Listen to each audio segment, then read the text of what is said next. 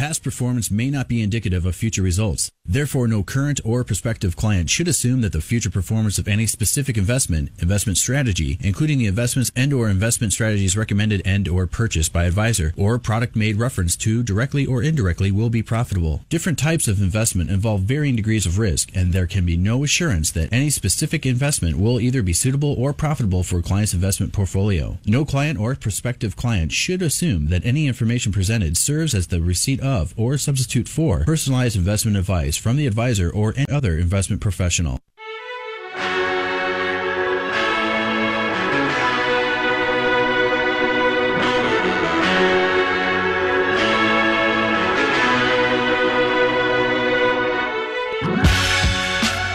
Welcome to the Bullington Capital Report, hosted by Bill Bullington.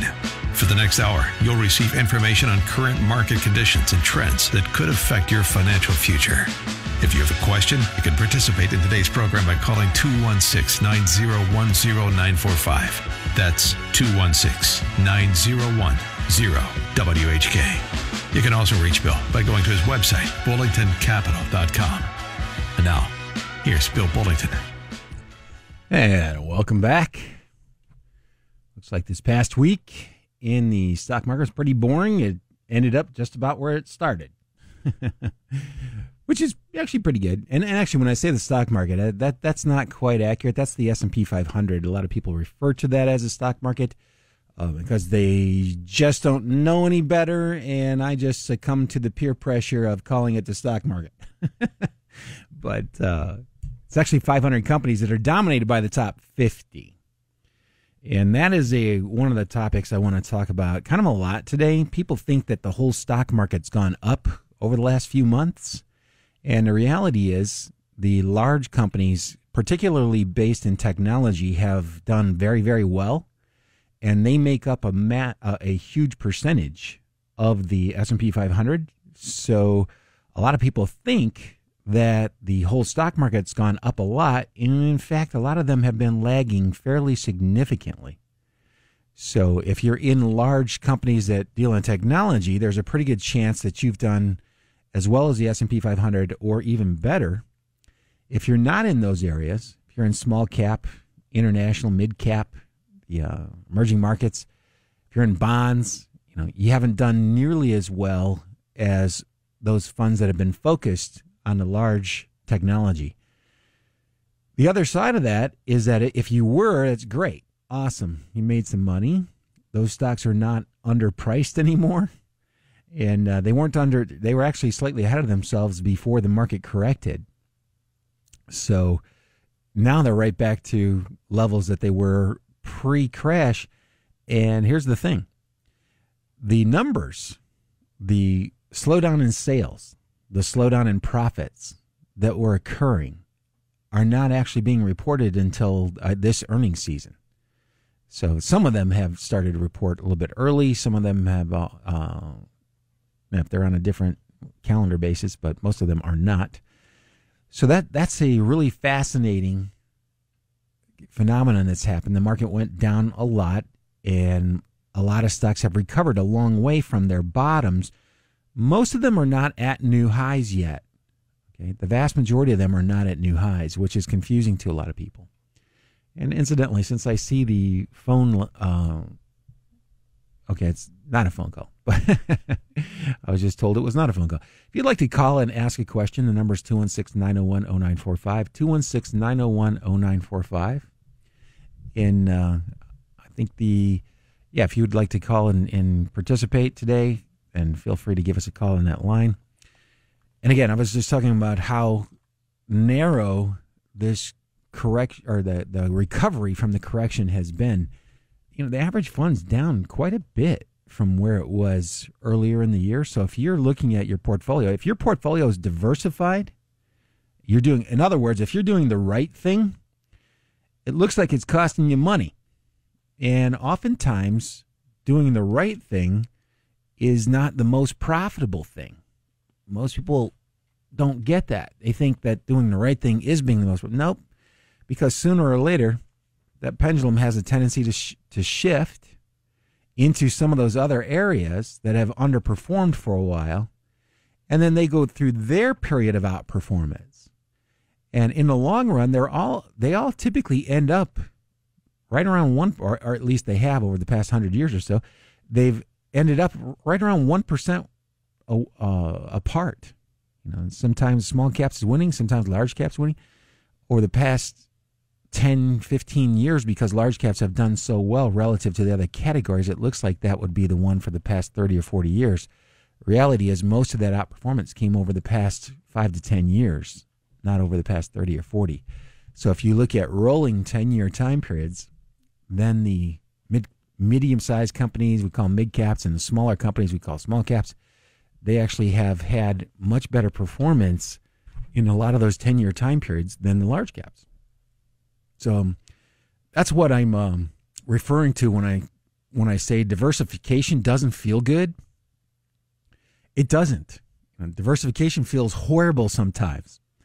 When you're looking at the leading categories, so over the last 5 years, I just put together mid cap, small cap, large cap, the aggregate bond index for bonds, international emerging markets, and high yield bonds. Okay, and I assumed a 1.25% management fee just to make it fair across the board. And the return at the end of 5 years for mid caps would have been 2.84%. Anybody excited about that? That's mid cap. Mid cap's got a much better track record long run than large caps do. The small cap was 1.95. Wow, 1.95.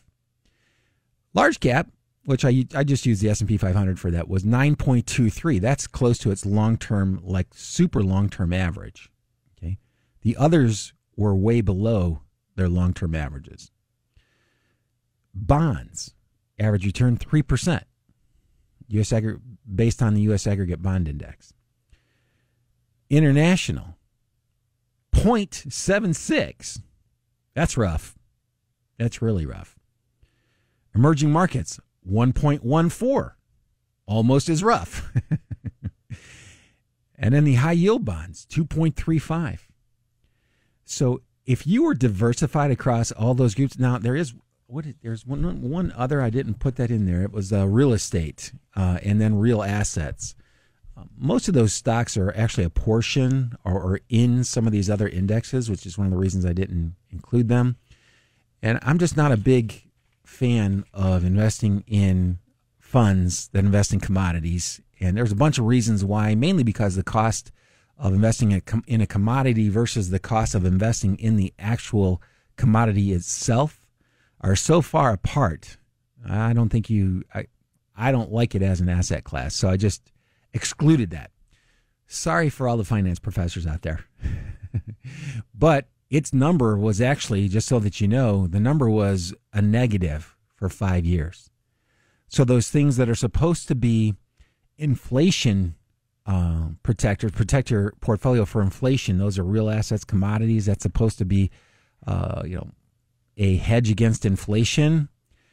Their numbers were actually the worst by a lot. By a lot. And I don't know if you've noticed, but inflation, go to the grocery store now. You look at your grocery bill today versus what it was 2 years ago. Big difference. I mean, a huge difference. So anyway, my point here is that if you're getting tired of this, I understand. The vast majority of funds have not kept up with those funds that were concentrated into large company, mostly large tech. Sound familiar? That's exactly what happened in the late 90s. It's exactly what happened in the late 90s. Now, the difference between now and the late 90s is that the valuations on stocks are not nearly as high as they were back then, particularly in the tech area. So I don't think it's all that likely that you see another, 70% drop like you did in a lot of technology stocks back in those days. If that were to happen today, the S&P would be down more than 50%. I don't think that that's a high probability, but there's always a chance. So you got to take that into account when you're looking at holding on to stocks and when you're looking at diversifying. The urge is to sell everything that did poorly over the past 5 years and then dump it into that thing that did the best. Bad idea. Horrible idea. If you live more than 5 years, you'll probably live to regret that decision. So just keep doing what you're doing. Diversification, that's a good thing. And if you're really tired of diversification, I've been talking about this for a few weeks now. It took a long time to get prepared to be able to offer these products. But there are some products out there that will guarantee a minimum return that you're going to convert into an income one day. And I think it's very important. This is what people are not understanding. They hear this, a bunch of people talking about these different types of products, and this is a fixed indexed annuity. The key term is fixed. There's a indexed annuity or an equity indexed annuity that's similar, but it's got some major differences. Okay, the fixed indexed gives you a fixed rate of a guarantee. And in this environment, with all the volatility and because bond yields are so low, I'm saying, you know what, this probably makes a lot of sense to take a look at right now, because in fixed income, the chances of fixed income having a positive return or adding anything other than a little bit of stability to your portfolio are nearly the same as the Browns going undefeated next year. In other words, there's not a good chance that you're going to contribute a lot to your portfolio by holding on to traditional fixed income, bonds, CDs. So if you want to earn something slightly more than that, then you might want to take a look at this as an option. And I have to emphasize that. Most people, they love to put people in categories. You know that? Well, what do you think? How do you feel on everything in the world at one time? And you know what? I am not wired that way. I don't know how many people are, but I look at each situation as it arises, try to look at all the available options, and make the best choice from there to what seems like the best choice at the time. And that's how I like to roll. And in fact, as an advisor, what I like to do is to try to be the advisor that I would want to have if I'm in your shoes. I want you to tell me what I'm up against. I want you to show it to me. And I want you to give me some options and help me choose. But I like to make the final decision.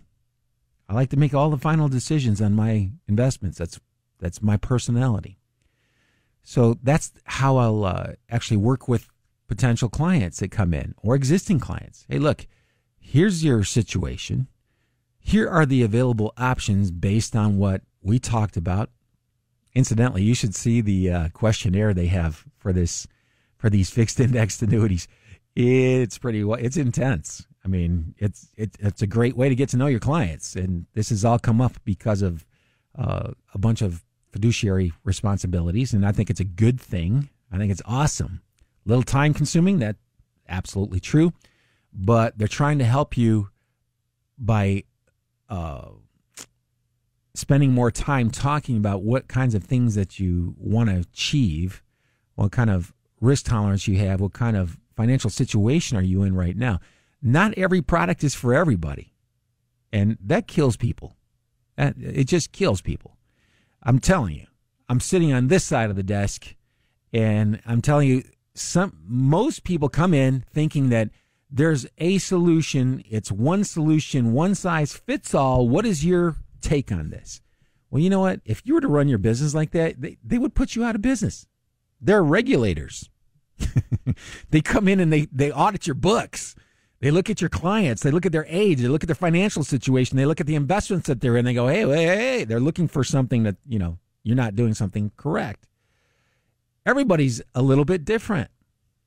I know people who can afford to take an enormous amount of risk and don't want to take any at all. That's great. Because you know what? The reason they can take an enormous amount of risk is because they have an enormous amount of money. But in that case, they don't need to take the risk. They can get by on a 0.6% CD and be fine. I don't know how many people there. I've only met a handful of people like that, by the way, but I've met them. they're out there. Believe me. Most people are going to have to do somewhere between 4 and 5% a year. And, now that I mentioned that, one of the products I like a lot, I got their permission to give out their website. It's nationwide. Feel free to email me on that. I can send you the link that you need to go to if you want to see what that fixed index annuity is about. And it's so funny. Everybody that I've been talking to about this is like, oh, well, but you have a chance to do better, right? I'm like, yeah. I think it's probably a little unlikely that you're. But you have a chance to do better. Yes, and the Browns could go undefeated next year.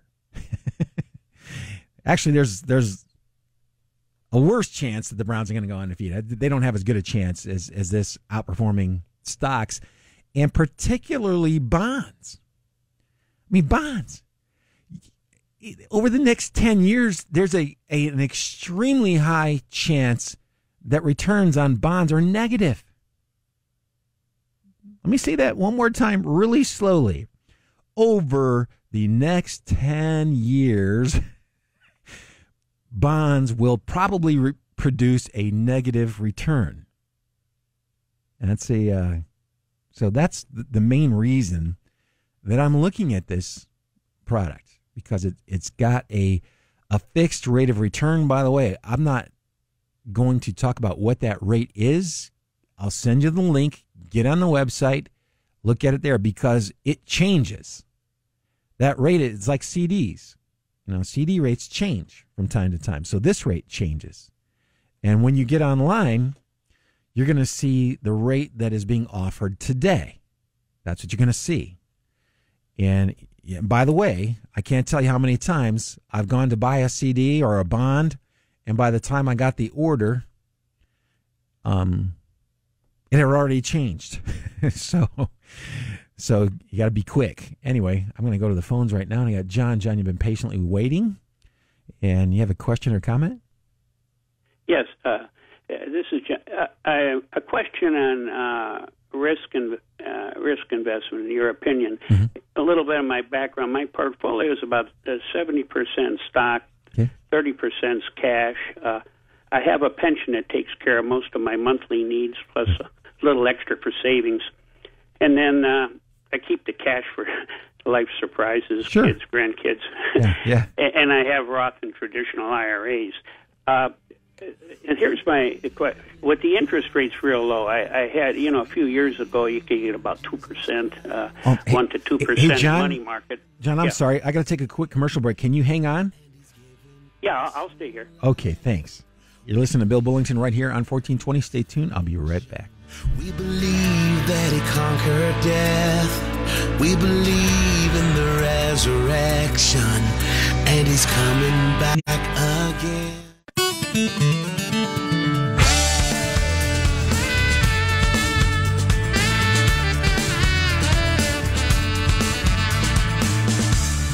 And we're back. Hey, John, you still there? Yes, still here. Hey, sorry about that. Okay. Anyway, just fairly recently, prime money markets, I could get, 2% in that. Right. But, of course, now they're, just in the mud. Anyway, so what I've done, and I wanted your opinion on this, went to real ultra-short bonds like PEMCO's Mint, iShares, ICSH, and NEAR, JP Morgan, JPST, and I'm tracking them, with my money in them, and I go each month. So then I convert, for annual, and I take the dividend plus the change in net asset value, and it comes between 1% and 2%. Mm-hmm. So my question is, how's my risk on all this stuff compared to a prime money market? Am I going to lose principal? Well, the NEAR was down about 10% when it corrected. And this is one of the things that kills me about the short-term ETF or bond ETFs or bond funds, for that matter. Right, okay. Is they are still subject to the crowd. Okay, so when 401ks or people in 401ks are moving money out, when individual investors are moving their money around 401ks, and they're moving their money out of those categories and they're just going strictly to cash, which is the thing that the average individual investor does constantly. It upsets the share prices, and those things drop below where they should be selling. But if you are caught in that, well, guess what? You're going down. If you're in it, you're going down with them. But they don't care. They just want to get out at any price, and it ends up being, the range on something like NEAR, which is a short maturity bond fund. I think the average maturity is less than a year. And anything dropped 12%. I'm looking at it going, pardon, from peak to trough. So you mean just recently, or yeah, yep. They had a big one. I'm not in near now.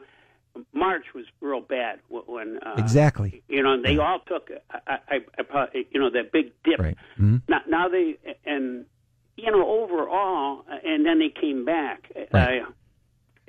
And they're and my principal's still there. I'm just right. But your principal has come back because it has come back. Yeah. Right. Yeah. But my point is, they should not be dropping like that to begin with. Okay. That is fear. That's fear, and you can't control that fear. And I saw that spike was ridiculous. How it went. And it was nuts. I've only seen that in 2008. Wow. I just can't believe they're still doing that. That was uncommon. Then, do you have any? Is there anything else? Any other? I'm not. Yeah. See, I get asked this question all the time. Okay. Everybody is looking for something a little safer. Unfortunately, it's just not there. There isn't a ultra short. No. Well, yeah, and it pays market. like a money market. Yeah, that's what they pay. Because those are it. I mean, if you want to if you want to see the entire bond market, you can go to Wall Street Journal. I have a subscription, so I'm thinking they charge me like $30 a month or something like that because I've been there for a very long time. I don't know what the current rate is, but they'll show you the updates on the credit markets in real time, and so you can see. You can see where they are. And another one, do you have an account at Fidelity? Yes. Okay, Fidelity is one of the largest fixed income managers on the planet. Yeah, I'm not sure who's bigger, them or BlackRock, but they're big enough to know that if you go in there and you start doing searches for CDs and bonds, those rates are going to be some of the most competitive you're ever going to be able to find because they do so much business. Fidelity's got a boatload of bond funds. And so you're getting access like an institutional person might get access to. The improvement that they may get over you is so negligible, it's not worth the effort. But so it's a really good resource to go in and look at where the current interest rates are right now. Okay. And they've got a whole fixed income section there where you can look at bonds, tax-free bonds, taxable bonds, preferred stocks, CDs. By the way, their CDs typically pay a little more than other CDs do because they're actually sold. They sell CDs back and forth amongst financial institutions like they do bonds now. So that's kind of interesting. Okay. Yeah, sometimes you can get a slightly better deal there. But if you whatever you see on their website, I am saving you, by the way, an enormous amount of time. You can send $25 into your favorite charity on my behalf. Okay. Because of the amount of time that I'm just saving you. You go to that website, go to the Fidelity website. It's worth opening an account there just to be able to have access to that and see that. I appreciate it. All my stuff is in Fidelity. Their website's fantastic. Yeah, they have so much, but you pointed me in a good direction. I appreciate it. All right. Well, I appreciate you calling, and I appreciate you listening, too. Okay, Bill. Thanks a lot. Thanks. Have a good day. You too. Bye. Bye-bye. And I got Adam. Adam, you have a call, question, or comment? Hi, good morning, Bill. I enjoy your show. Oh, thanks. I just had a quick question about maybe the length of owning a stock. Is there ever a point where you just give up on a stock maybe you had for a couple of years? It just hasn't gone anywhere? Oh, yeah, I do it all the time, and it tends to be right before it goes up a lot. Do not think you're the only person that ever happens to. Yeah, Yeah. I mean, it's just, I know you don't know, you always talk about the crystal ball, Right. and we went through a similar experience with Corning, Uh-huh. for example. Right. And as soon as we sold it, of course, it went up. But is there ever a time frame where you, like, let's say it hasn't done anything in a couple of years, Right. and you're willing to, we're highly speculative, Right. like the investor, we're willing to take on the risk. Right. So here's what I would do. I would go to the company's website. I would look up these forms called 8Ks. They give you insights from the management as to any current developments that are going on inside the company.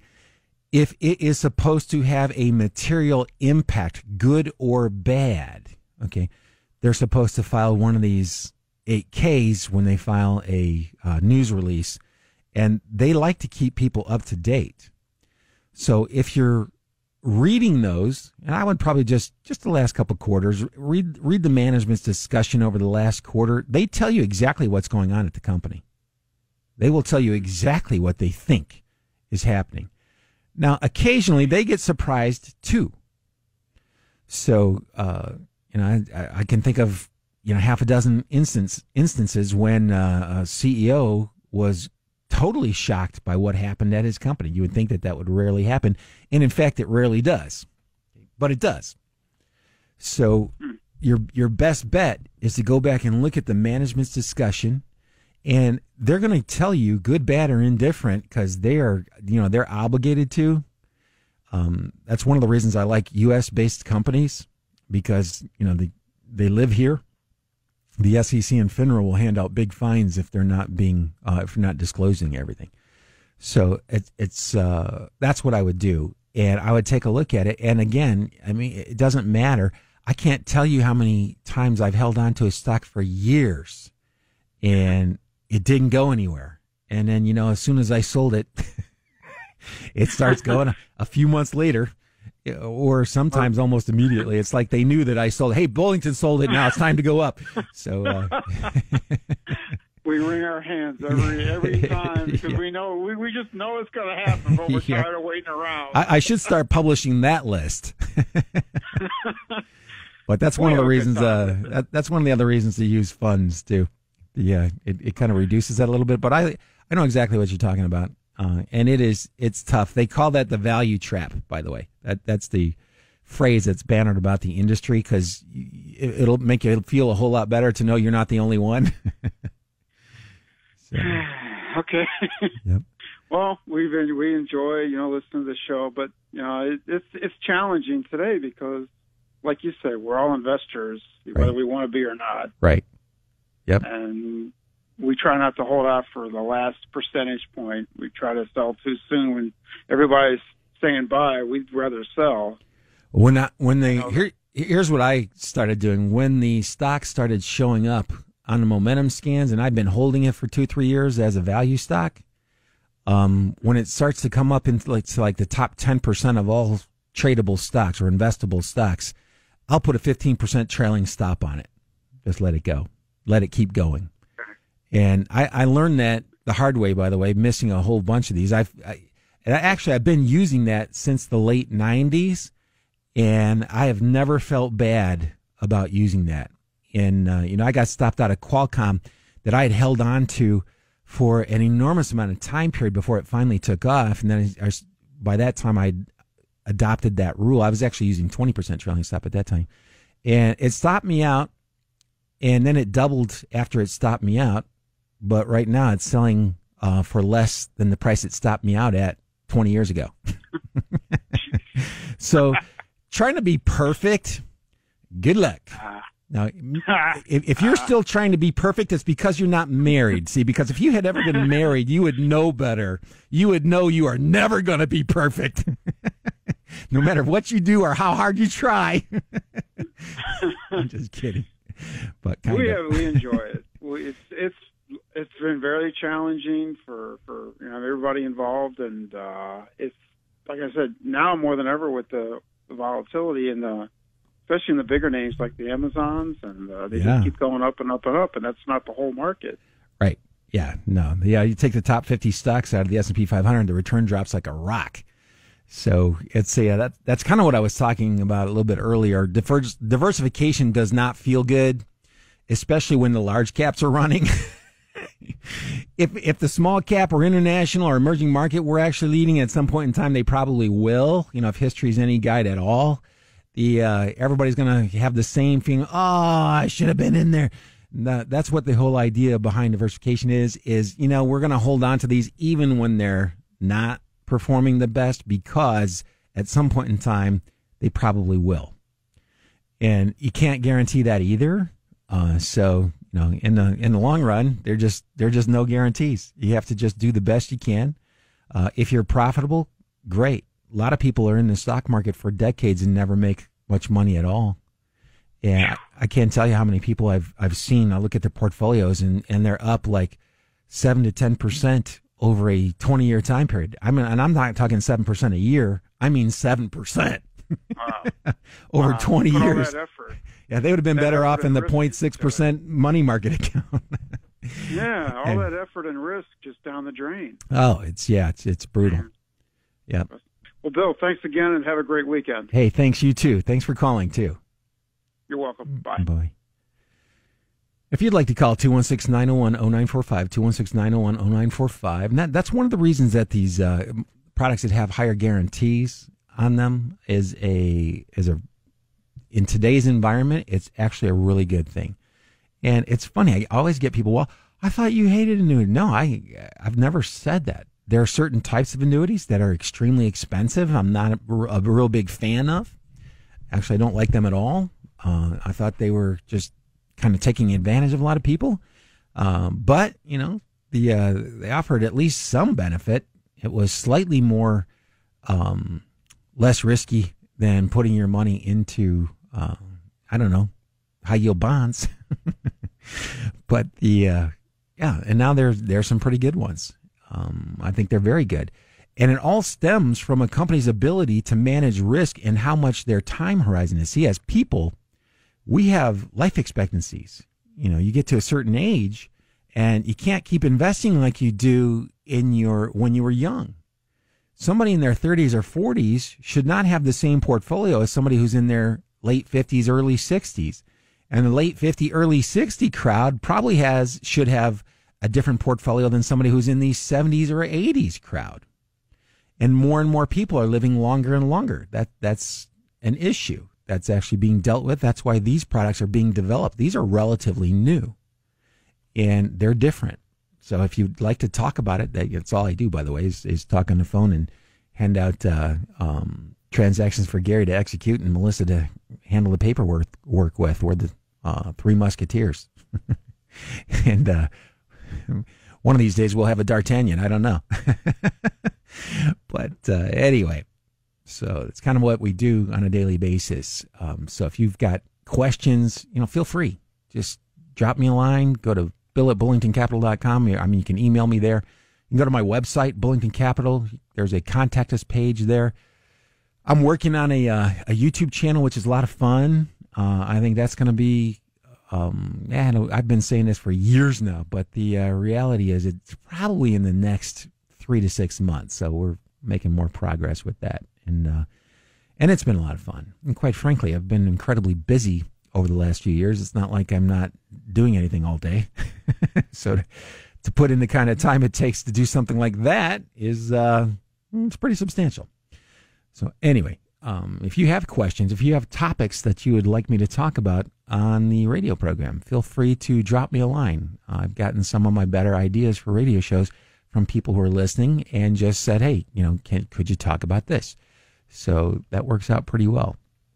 I always like to try to take a bunch of different topics for each show, and I'm going to commit the last 20 minutes. When we come back for a commercial break, I can say that. I'm going to talk about some individual stocks that I found interesting. So stay tuned. You're listening to Bill Bullington right here on 1420. I'll be right back.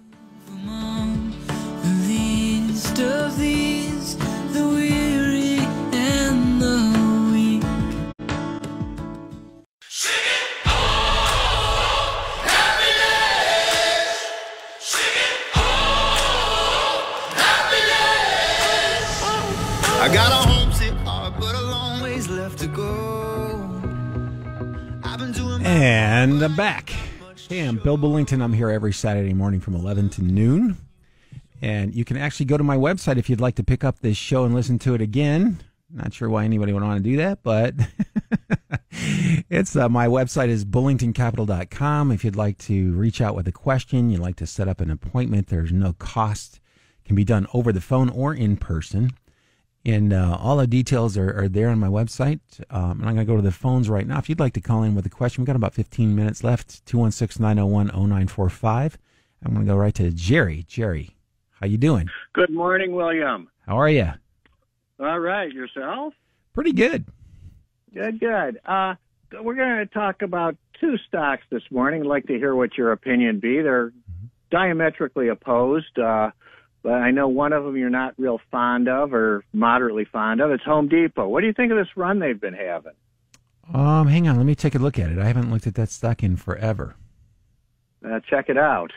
Yeah, it's okay. It's 2018. It was $200 a share, so it's at $265 now. That's about 28% over 2.5 or 2 years. That's not bad. Yeah. But it's not a screamer. I mean that's not. Oh no. But, yeah, but it's okay. Is the easy money's been made in it now? I think, at least for the time being. Stay or go? I don't know. It's in several of the ETFs that I own, so I really don't worry about it. Yeah. Okay. I'll let them decide. Okay. Put a stop on it so you don't lose whatever you made. You know what? If you put a stop on stocks like that, you're just going to get stopped out over and over and over again, and you'll probably make nothing. You'll probably lose money on it. That's not the type of stock that you would actually use a stop with. Okay.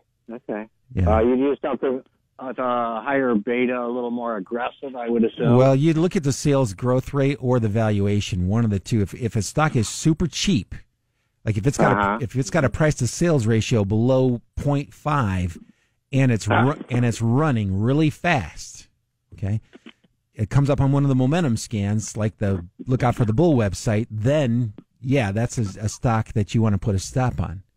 If a stock's revenue is growing, say, better than 15% a year, that's hard to do. 15% revenue growth is incredibly difficult to do, especially when you're doing several $100 million. Okay, then you can you can use a stop on a stock like that too. If it shows up on a momentum scan and it's growing super fast, or if it shows up on a momentum scan and its valuation is super low, then I would say, okay, you could use a trailing stop on that. Now, don't get aggravated, by the way, because Overstock stops me out all the time. I don't know how many times I've owned that stock. I know it's been very positive for my portfolio over the years, but I would bet you I've lost more money. I've lost money more times than I've made money on that stock. I'm still ahead. Mm-hmm. And most people don't know how that works. Well, it's because I keep my losses relatively small because I know that stock. Sure. And, okay, well, then this might be a good one to do a stop on. No, it would be horrible. You weren't listening to anything I just said. No, that is killing me.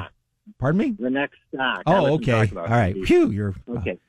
No. Now I feel better. Now, how about Qualys?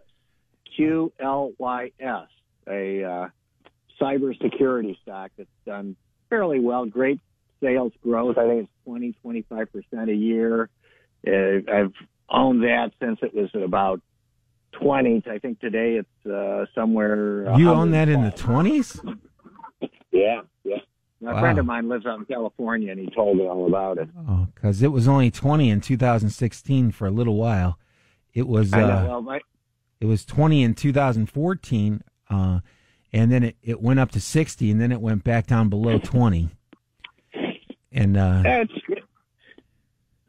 that's why I said it would be a good stock to put a trailing stop on. I don't know. Let me take a look because I got to pull up the. Currently, price earnings is about 62. Price earnings is not meaningful. In this, with a momentum stock, it does not matter. No, I'm sure for a momentum it does, but I mean it's demonstrated some staying power. It's a solid company. Here's the problem I see right now. You're confusing a value-oriented approach with a momentum approach. Those are two entirely different things. You're either going to be one or the other. You need to decide, and that can be done on a per stock basis. Okay, yeah, which I do all the time. Like my Discover Financial Services I bought because it came up on a momentum scan, and I liked the underlying valuation, and I liked the business model. I thought it was pretty easy. It's a credit card company. So, and I held it, and it was up pretty decently over a couple-year time period, and then it just got crushed. So, and everybody, well, why didn't you put a trailing stop on it? Because that's not why I bought it. I bought it because I liked the valuation, and I liked the business that they're in. So, I ended up buying more, trying to get my costs down, and it kept dropping. I bought some more. It kept dropping. I swallowed really hard on that last purchase. Yeah, I bet you did. And now I'm back ahead on it, and it's okay. But I'm telling you that right after I bought it the second time, after I'd added to it twice, it got cut in half again. Wow. So this is it hurts. Yeah, it's painful. So Qualis revenue $332 million, market cap $4.29 billion. That is not a value stock. Okay, that is that's a growth stock is what it is, right? Yeah, revenue growth was 14% year over year, which is pretty good, but it's not I wouldn't be comfortable with that. It's not growing fast enough. $332 million in total revenue, trailing 12 months. It's selling for $4.3 billion. That's like 13 times its average revenue. So not as bad as Beyond Meats, but it's still way there ahead of where it should be. Yeah, that's like saying Russia's not as bad as China.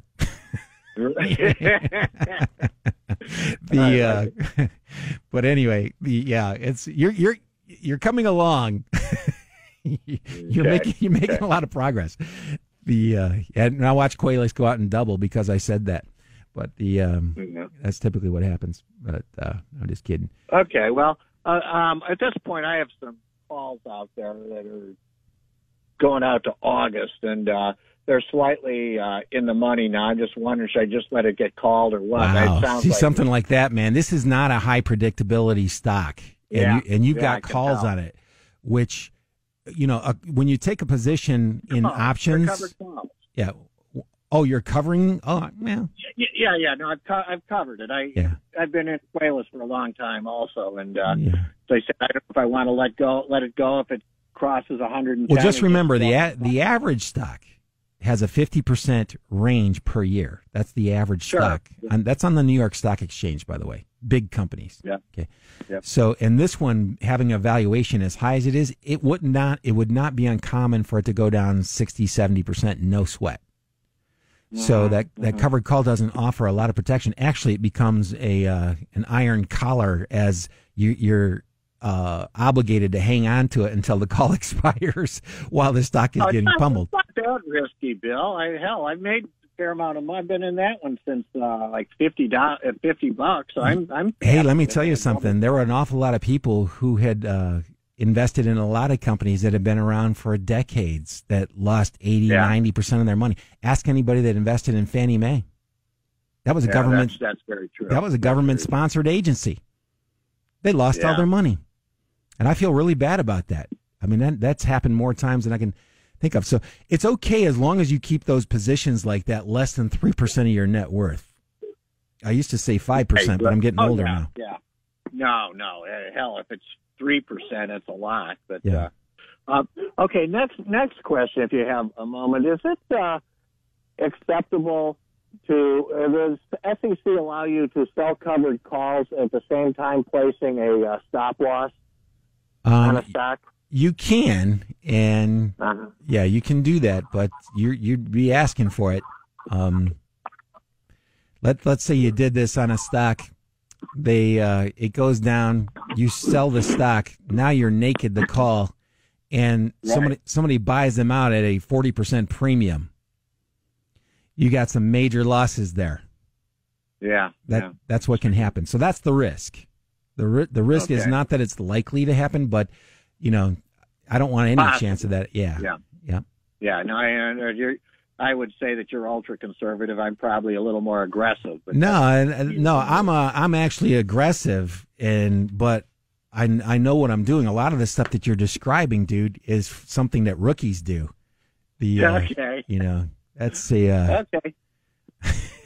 It's along the right path, and if you live long enough, you'll actually gain.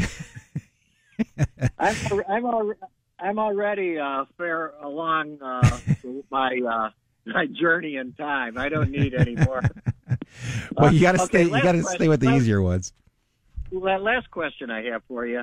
You're talking about stocks that can move, so forth and so on. I have got in it on Lazard, LAZ, when it was very low. I think it was in the 20s. Rode it up to about 45. I unfortunately didn't bail. It's back in the 20s. This is all within the span of a year and a half. Why is a stock such as Lazard, which is financial, why are they getting hammered so badly? Because it's a stock. Well, yeah, all stocks do that. Yeah, all stocks do that. That's not specific to Lazard. But the financial services, especially the smaller financial services, they're huge relative to our bank accounts. But when you start comparing them to all the other financial institutions out there, they're fairly small. And and they can get hit really hard because they're heavily reliant on transactions, which you would think would actually help them, but they also hold investment portfolios. I'll have to finish this one next week, Jerry, because I hear the music. That means my show is over. Okay. But all right, well, thanks for calling, and thanks for listening, everybody. You're listening to Bill Bullington here every Saturday morning from 11 to noon. Have a good week, good investing, and good luck.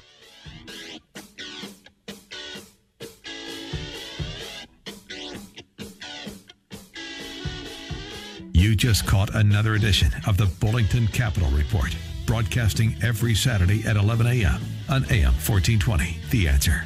If you have a question and you'd like to speak to Bill personally, you can call him at 330-664-0700. That's 330-664-0700. Or online at bullingtoncapital.com. That's bullingtoncapital.com.